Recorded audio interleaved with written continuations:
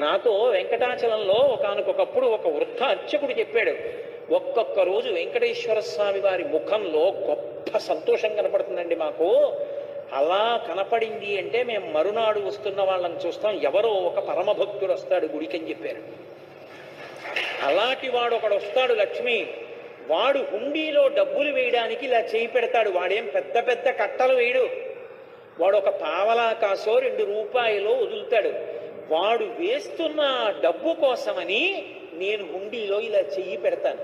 అది మిగిలిన డబ్బులో పడదు, నా చేతిలో పడుతుంది. అది తీసి ధనతుకు వడ్డీకి ఇచ్చి కుబేరుడి వడ్డీ దాంతో కడతాను. కొంత నేను డబ్బు ఉంచుకుంటాను.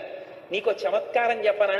ఇంతమందికి ఇచ్చేవాడిని పరమభక్తుల డబ్బులతో జీవనం గడుపుతూ ఉంటాను. వింతలేల చెయ్యుచుండెదను కొండ మీద.